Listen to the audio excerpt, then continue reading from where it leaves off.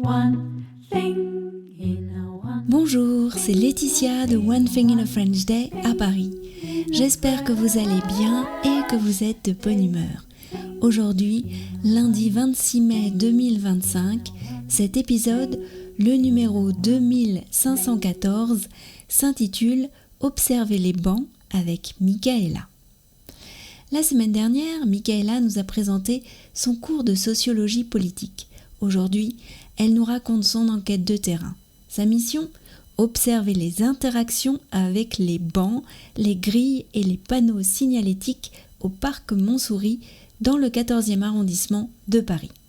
Se passe-t-il des choses bizarres ? Bien sûr.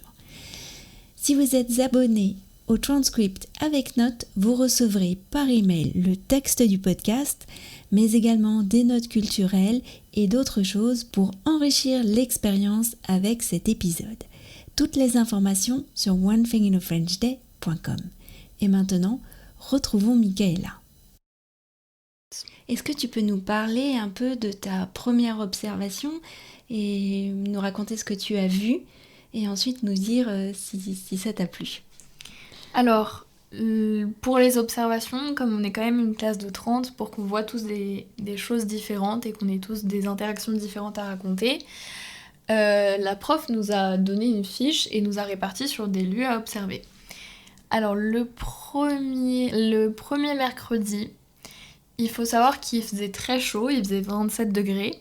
On était fin avril et j'étais au parc Montsouris. Donc, je devais observer les bancs, puis les grilles, puis les plaques signalétiques. Alors je sais que dit comme ça, et quand je l'ai lu la première fois, je me suis dit oula, mais je vais vraiment rien voir du tout. Enfin, observer les bancs, il se passe rien, les grilles encore moins, et les plaques signalétiques, il se passe rien. Bon. En fait, du coup, c'est tous répartis un peu dans le parc. C'est un travail qui est individuel. Et je me suis assise dans une pelouse en face d'un banc.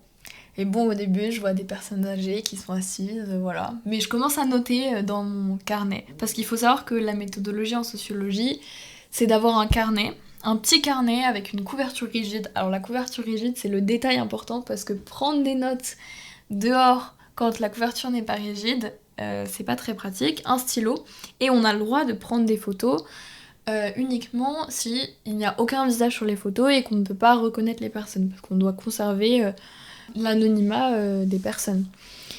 Et donc je m'assois dans cette pelouse et puis je commence à noter un peu. Je vois que il y a des personnes âgées, qu'il y a une personne qui est en train de manger son sandwich, qui prend un deuxième sandwich et voilà.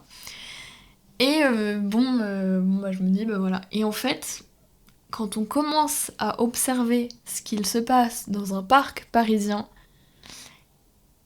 quand on commence à être attentif à ce qui se passe, il se passe vraiment énormément de choses. Donc une des premières choses un peu bizarres que j'ai vues, c'est un couple de jeunes personnes qui est arrivé sur un banc, donc ils avaient une vingtaine d'années je pense. Et donc là, je me dis, je commence à noter, et en fait quand on prend des notes en sociologie, il faut absolument tout noter sur ce qui se passe.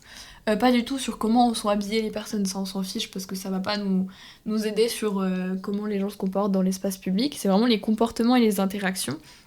Et donc on commence à tout noter, les gestes qu'ils font, les expressions, faut vraiment essayer de tout reconstituer. Et donc j'ai vu un couple de jeunes, je pense qu'en fait ils étaient en train de se disputer. Ils se parlaient en fait sur le ton de la dispute. J'ai pas compris si c'était du second degré ou du premier degré. Et puis la femme s'est mise à se mettre debout sur le banc, ensuite elle s'est assise en tailleur, ensuite elle a pris des pâquerettes, elle les a mises dans les cheveux de son copain, il les a retirées, elle lui a dit ah non mais j'essaye d'être gentille mais pourquoi t'es méchant avec moi. J'ai observé ce couple je pense pendant 15 minutes, après ils sont partis. Et après j'ai vu d'autres petites choses assez anodines.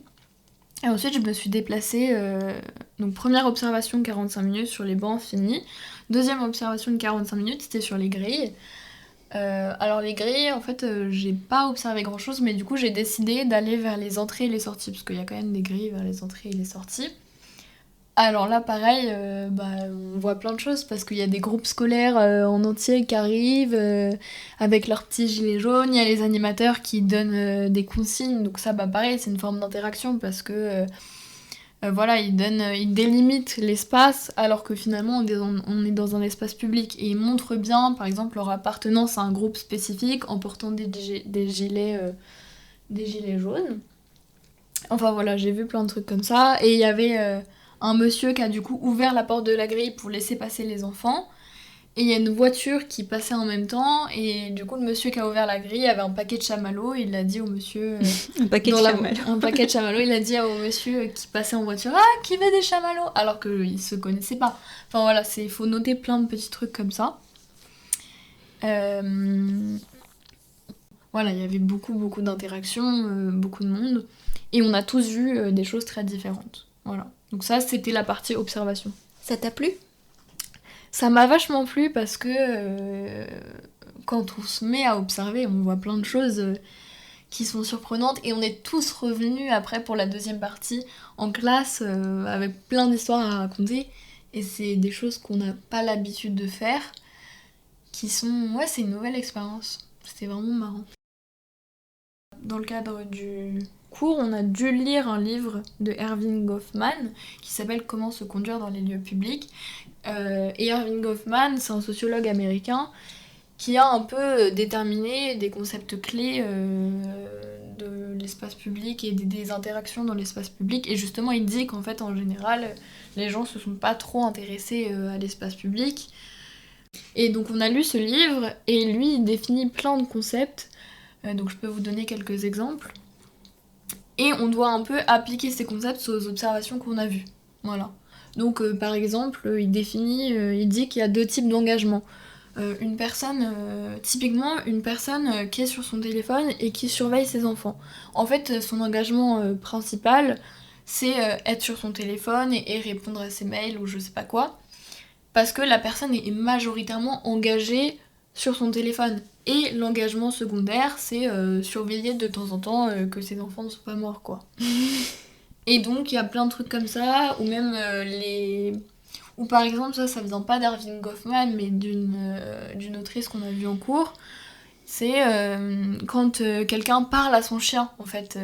Pareil, quand on est dans la rue, on voit quelqu'un qui parle à son chien ou à son bébé, on se dit, ok, on n'y fait pas attention. Là, en sociologie, c'est hyper intéressant de voir comment est-ce que les gens interagissent avec les animaux dans l'espace public. Parce que, pareil, il y a des normes, et donc il y a ce qu'on appelle le baby talk, soit communication interspécifique. Et donc en fait ce travail, toutes ces petites remarques, fallait les mettre sur les observations de toute la classe. Et ça, c'est le codage. Le codage. Merci Michaela pour toutes ces explications autour de ton cours de sociologie. Et si vous aussi, chers auditeurs, vous nous envoyez à Michaela et moi une petite observation sociologique autour d'un banc, d'une grille ou d'un autre lieu, nous serions ravis de vous lire et pourquoi pas sur les ondes du podcast. À vos carnets. One Thing in a French Day, c'est fini pour aujourd'hui. Je vous retrouve mercredi pour un nouvel épisode du podcast. À bientôt, au revoir.